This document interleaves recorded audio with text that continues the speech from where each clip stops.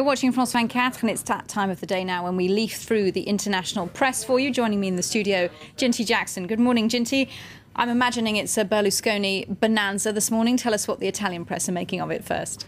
Well, you did right, Catherine. He is a multi-millionaire media baron after all, so he's getting pretty much his own press review this morning too. First to La Stampa, which is a centrist paper in Italy, and the headline there, the third time round for Berlusconi. The paper also features the photo of the radiant Berlusconi, which you'll see across most of Italian papers this morning.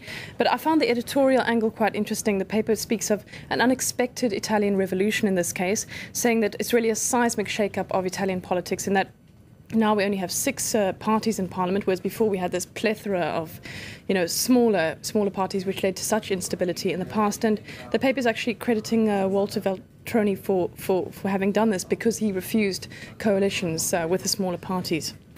Which brings me on to La Repubblica, which is more on the left wing.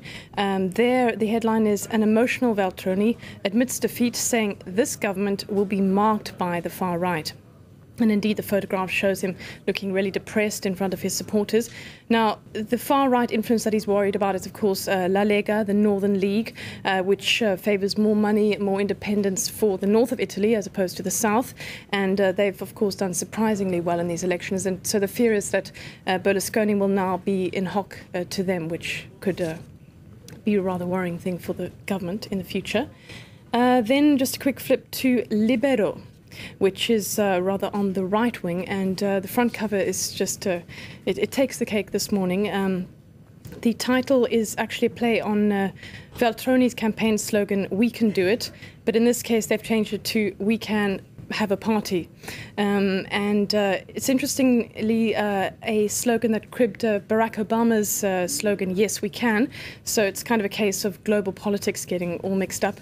And of course, we see the man they call in Italy La Cavaliere back on his throne and literally on top of the world.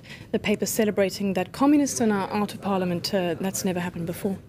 Well, Ginty, if you nick someone's campaign slogan, you really ought to use it to win. But of course, Veltroni didn't do that. Let's hope that that isn't a bad omen, perhaps, for Obama over in the US. But let's go to France now. Of course, a near neighbour. How is Berlusconi's victory viewed there?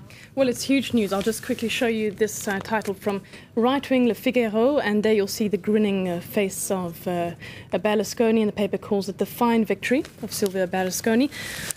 Contrast with Libération, which is on the left, as you know, and there it's just horror, and the title is "Help, Berlusconi Returns."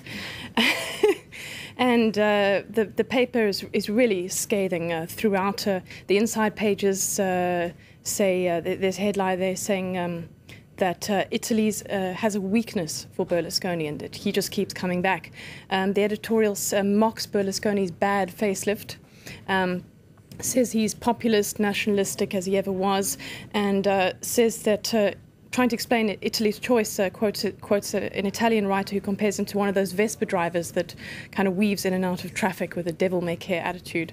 Goodness me. Well, just very quickly, Ginty, I mean, it could be a facelift, it could be all that makeup he's wearing, but the UK's Guardian is wondering if it couldn't all be down to testosterone. Well, yes, indeed. In this case, a team of scientists have proved what the rest of us had suspected, that the more testosterone you have, the more money you're more likely to make. And they measured testosterone levels in traders at a London bank, and they found that if you had higher hormone levels in the morning, you might make a killing during the day, or was more likely. But the scientists also found that if you have a lot of testosterone, you tend to panic when things get tough, and so they recommend more women traders on the floor. Absolutely. We back that here at France 24. Thank you very much indeed, Ginty Jackson, for that review of the French papers and the international press. Stay tuned to France 24. Thank you.